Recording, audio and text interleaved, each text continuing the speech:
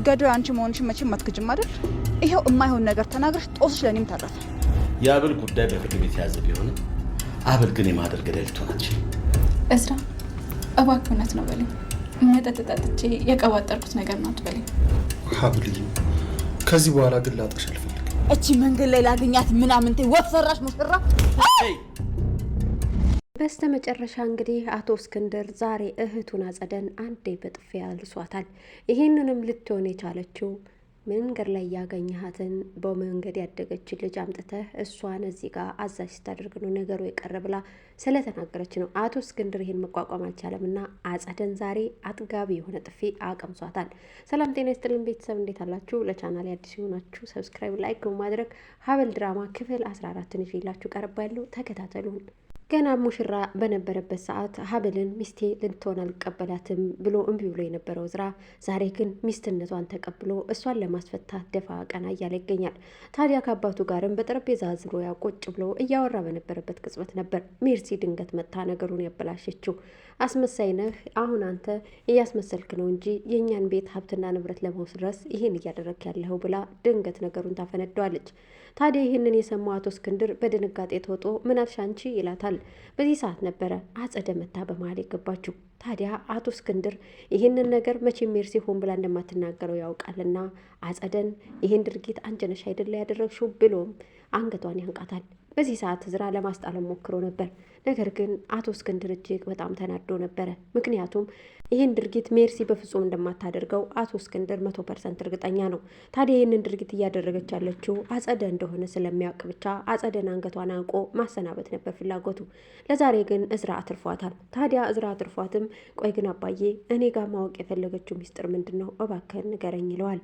ምንም የለም ልጄ ብሎም አባትም ባክህን ተረጋጋና አሁን ስለ ሀብል የሚሆነውን ነገር እናደርግ ይለዋል። ስለ ሀብልም ደግሞ ሂዶ መርማሪው ጋር መጠየቅ ነበረበትና በጎንም ደግሞ ሌላ ሰው እንዲያጣራ እዝራን ይልከዋል።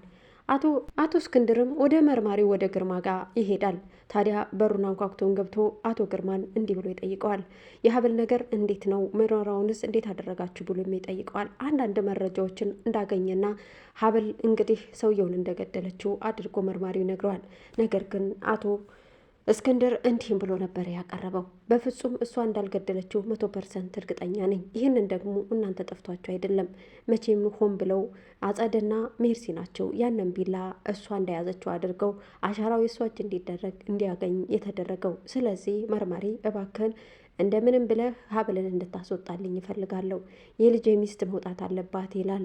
በዚህ ሰዓት ነበር መርማሪው የልጄ ሚስት ነው ያልከው ይለዋል። አዎ የልጄ ሚስት መውጣት አለባት። እሷ ንጹሕ ሴት ናት። በፍጹም እንደዚህ አይነት ድርጊት እንደማታደርግ እኔ ያውቃለሁ። በደንብ ነገሩን ብትከታተሉት መልካም ነው። የቢኒያም እህት ካለችበት ሆስፒታል ሞታ እንደምንም ይህንን ፍንጭ አግኝታችሁ ብታስወጧት ይለዋል። በዚህ ሰዓት መርማሪው አንድ ነገር ጠቆም አደረገለት። በእርግጥ እውነት ነው፣ ያቺ ታማሚ ሕፃን ብትወጣ ኑሮ የሀብል ነፃነቷ ይረጋገጣል። ነገር ግን ይመስለኛል ቢኒያምን በሕፃኗ በእህቱ አስፈራርተውት ሳይሆን አይቀርም እንዲመሰክር ያደረጉት ይሉታል።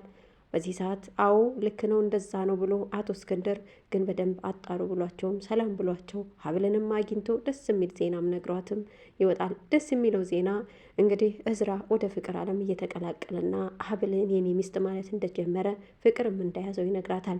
ትናንትና ተሞሽራ ወደ ቤት ስትገባ ሚስቴ እንድትሆን አልፈልግም ያላትን ሀብል ዛሬ ግን የኔ ንግስት አድርጌ ሹሚያት አለው ብሎ ለአባቱ በስካር መንፈስ ተናግሮ ነበር።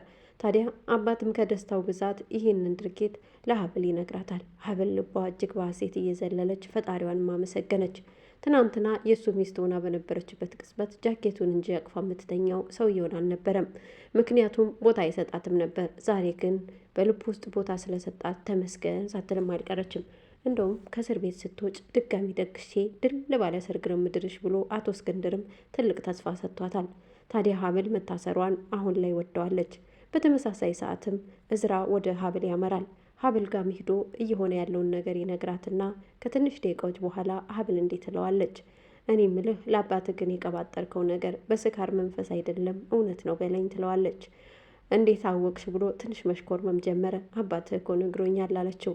በቃ አባዬ ምንም አይነት ሚስጥር መደበቅ አይችልም ማለት ነው? አዎ ሀብል እውነት ነው፣ እኔ አንቺን አፍቅሬሻለሁ የኔ ውድ ሚስት ይላታል።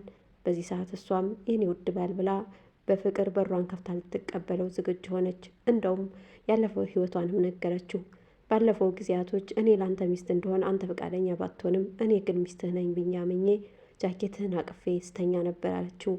እዝራ ትናንትና በሰራው ስህተት ቢጸጽተውም ነገር ግን ዛሬ ደግሞ እባክሽ ወደፊት ሚስቴ ትሆኝኛለሽ ወይ የሚል ጥያቄ እስከ ማቅረብ ድረስ ተሽኮርምሞም አቅርቦላታል። እሷም በፈገግታ ታጅባ ተመስገን መታሰሬ ለካ ለበጎ ነው፣ ነገር ግን ዛሬ ላይ ተመስገን እያልኩት ነው ትለዋለች። እሺ የኔ እናት ብሎም ጃኬቱን አውልቆ በቃ እስክትውጭልኝ ድረስ ይህ ጃኬት አንቺ ጋ ይሁን ብሎ ይሰጣታል። ነገር ግን ደግሞ ከጎኔ ስለሆንክ በጣም አመሰግናለሁ ብላ ምስጋናንም ለግሰዋለች። ወደፊት ደግሞ ከዚህ እስር ቤት ስትወጭ ድል ባለ ሰርግ ድጋሚ አገባሻለሁ ብሏታል። ይህንስ አባትህም ነግሮኛል ብላ እሷም በፍቅር ትሸኘዋለች። አሁን እዝራ ትልቅ የስራ ድርሻ ተጥሎበታል። ሀብልን ከዛ እስር ቤት ማውጣትና የሀብል በሀብትና በዝና የናየችው እናቷ መታለች። ነገር ግን ደግሞ በጎን ሆና እናት ነኝ ብላ መነን ሌላ ሴራ እየጎነጎነች ትገኛለች። ኩክሻን ሀብል ናት ብላ ከእናቷ ጋር ልታስተዋውቃት ነው።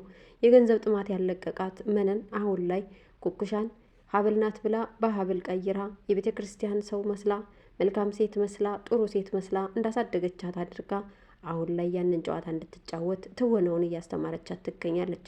ኩክሻ ግን መልመድ አልቻለችም። ምክንያቱም እሷ ያደገችበት ህይወት የነጻነትና የዱርዬነት ህይወት ነው። ሀብል ደግሞ ያደገችው በቤተ ክርስቲያን ዙሪያና ጭምት ሴት ሆና ነው። ታዲያ ይህንን ጭምት እንዴት አድርጋ ትልመደው? አንዳንዴ እየዘባረቀችም ቢሆን ከመነን ጋር ባለመስማማት ብዙ ነገሮች እየተፈጠሩ ይገኛሉ። ዛሬ ግን ከቤት ወጣ ብላ ወዲያና ወዲህ ዘው ስትል ድንገት እዝራ ያገኛታል። እዝራም አግኝቷት እባክሽን አንድ ነገር ልጠይቅሽ እፈልጋለሁ፣ የቢንያም እህት የት እንዳለች ንገሪኝ ይላታል። ቢንያም የኩኩሻ የመጀመሪያ ባሏና ፍቅረኛዋ ነበር። ነገር ግን በመሀል ከሌላ ሴት ጋር እጅ ታደረገብኝ ብላ ተፋተዋል። ግን ህፃን እህቱን አሁን ላይ እያሳከመቻትና እየጎበኘቻት ያለችው እሱ በስር ላይ ቢሆንም እሷ ናት። እወደዋለሁ እሱ ቻት ቢያደርግብኝም፣ ነገር ግን ደግሞ ላሳይ ፈቃደኛ አይደለሁም ትለዋለች። አለባበሴ ዛሬ በጣም ዋም መስሏል፣ ደግሞ እስር ቤት ያለችውን ሚስቴን መስለሻል ይላታል። እሱ አልገባውም እንጂ እስር ቤት ያለችውን ሚስቱን መስላ እንድትተውን ያዘጋጀቻት መነን ናት። እናቷ በሀብትና በንብረት ብዙ ነገር ስላደረገችላት ሆቴል ገዝታ ውስጥም ስለያዘችላት ሌላ ተጨማሪ ጥቅምን ፈልጋ ኩኩሻን ሀብልን አስመስላ ሌላ ገንዘብ ለመጠየቅ እያመቻቸቻት እንደሆነ እዝራ በፍጹም አያውቅም። ታዲያ ወደ ቤተ ክርስቲያን ልሄድ ነው ትለዋለች። ለምን ሲላት ማስመሰሉን ልቀጥል ነው ትለዋለች። እዝራ ግን ይሄ ነገር አልገባውም። በቃ እኔም ወደ ቤተ ክርስቲያን መሄድ ፈልጋለሁ፣ እንደ ውስጥ የሰላም አይደለም ይላታል። ከኩክሻ ጋር ተያይዘው ወደ ቤተ ክርስቲያን ያመራሉ። እዝራ ግን አንድ ዓላማ አለው። እሱም ዓላማውም የቢኒን እህት አግኝቶ ሀብልን ከዛ እስር ቤት ማስወጣት። የቢኒን እህት እሱ ካሳከማትና ሙሉ ወጪውን ከቻለ ያንን የሚያስፈራሩትን ቢኒያም እውነታውን ተናግሮ ሀብልን የማስወጣት እድል ያለው ግዴታ ከቢኒ እጅ ላይ ነው። ታዲያ ይህንን ደግሞ ለማድረግ እህቱን ማሳከም አለበት። ይህንን ነገር ለማሳካት ደግሞ በቤተ ክርስቲያን ዙሪያ ተጠልለው አንዳንድ ነገሮችን ሲያወሩ ልቧ ራርቶ ቦታውን ብታሳየኝ ብሎ ኩኩሻን መከተል ሆኗል። ኩኩሻንም እሺ ብለው ተከትሏ ቤተ ክርስቲያን ሄዱ። ከቤተ ክርስቲያን ሲመለሱ ጨዋ ቢያጫውታትም አንዳንዴ በመሀል አፏ እየዘባረቀ ተቸግራለች። ነገር ግን ወዲያውኑ መነን ስልክ ትደውላለች። መነን ስልክ ደውላላት እየቀባጠረች የበፊቱን ጨዋታዋን ስትቀጥል ታይ ግን አስመሰልነቱን ቀጤ ትላታለች። ያለበለዛ በሌላ ሰው ቀይርሻለሁ ብላ ማስፈራርታታለች። ነገር ግን ኩኩሻ አሁን ሚስጥሩን ስላወቀች መነንም ሌላ ትልቅ አደጋ ውስጥ ናት። ይህንን ትኩረት ግን በፍጹም እዝራ አልሳበውም። ምክንያቱም እሱ አላወቀም። ነገር ግን ደግሞ እዛ ጋር ጨዋታው የጀመሩት መነንና ኩኩሻ በወሬ እያጧጧፉት ይገኛል። ቢንያም ፊቱን ዘወር አድርጎ አላፊ አግዳሚውን እየተመለከተ የመኪናውን መስኮት ከፍቶ የኩኩሻን ትኩረት በፍጹም አልሳበውም ነበረ። ታዲያ ኩኩሻን አውርታ ስትጨርስ አንድ ነገርም አልሰማህም አይደል አለችው። እረ በፍጹም እኔ ስላንቺ ማጣራትም አልፈልግም ብሎ ፊቱን ዘወር አድርጎ በያሁን የቢንያም ጋር እንሂድ ይላታል። እሺ ብላ እሷም ልትወስደው ፈቃደኛ ስለሆነች ከቤተ ክርስቲያን ምላሽ መልካም ነገር ማድረግ መቼም መግባሩ ይሄን ይጠይቃል። ስለዚህ የቤተ ክርስቲያን ሰው ለመሆንም በዛውም ልምምድ ነው ብላ ይዘው ትሄዳለች። ይዟት ሲሄድ ግን ያገኘው ነገር እጅግ በጣም ከባድና አሳሳቢና አሳዛኝ ነው የሆነው። እሱም የቢንያም እህት ከዛ ሆስፒታል ውስጥ የለችም። እሱም ተናዶ ወደኋላ ተመልሶ ነገር ግን ማግኘት አይቀርም እያለ ከራሱ ጋር ሙግት ገጠመ። የቢንያምን እህት ያሸሿት ሆን ብለው ነጸዲ ናቸው። ታዲያ አጸደም ይህንን ሴራዋን ስትፈጽም መታ ከቤት ውስጥ ሌላ ነገር መለኮስ ጀምራለች። ይህን ነገር የሚለኮሰችው ደግሞ ከእስክንድር ጋር ነበር። እስክንድር ሶፋ ላይ ቁጭ ብሎ በሀዘን ተኮራምቶ በመጠጥ ራሱን እያዝናና በነበረበት ቅጽበት ሐኪሞች ልትሞት ትንሽ ቀን ቀርተዋል ስላሉት ብቻ ቁዝማ ውስጥ ነው ያለ። ነገር ግን የገዛ ወንድሟን አጸደ በነገር መውጋት ጀምራለች። እንደውም ሆን ብላ ስለ ሜርሲ እያወራችው ነበረ። ሜርሲን እባክሽን ታያት ይላታል። እኔማ ትቻታለሁ፣ ግን ይሄ ወንድሟ ያልሆነው ለምንድን ነው እንደዚህ የሚያደርግ እያለች ነገሩን መወስወስ ጀመረች። ታዲያ እስክንድርን መጠጡን ጎንጨት እያደረገ ስለምን እንደምታወሪ በፍጹም አልገባኝም። ልጄ ልጄ ናት፣ ልጄም ልጄ ነው። እባክሽን ይህን ነገር አቁሚ፣ ካላንቺ ይህን ነገር የሚናገር ነገር የለም እባክሽ ይላታል። እሷ ግን እባክሽ እየተባለች እንኳን ነገሩን ልታቆም አልቻለችም። እንደውም ይብስ ብላ ሀብልን ከዛ ጎዳና ላይ ያገኘሃት ይቺ ዘረቢስ የሆነች ሙሽራ ናት ለዚሁ ላይ ዳረገችን አለችው። እስክንድር ንዴቱን መቋቋም አልቻለም። አንዴ በጥፊ ያዞርላታል። በዚህ ሰዓት ነበር ተናዳ ለሜርሲ ሌሎች ነገሮችን ለመናገር እየከነፈች ወደ ሜርሲ ክፍል ያመራችው። ምን ልትነግራት ይሆን? ሜርሲንስ ገብታ ሌላ ነገሮችን ሞላልታ ቤቱን ልትበጠብጠ ይሆን? በቀጣይ ክፍል የምናየው ይሆናል። እስከዛው በያላችሁበት ሰላም ላይክ በማድረግ ቪዲዮውን ጀምሩ።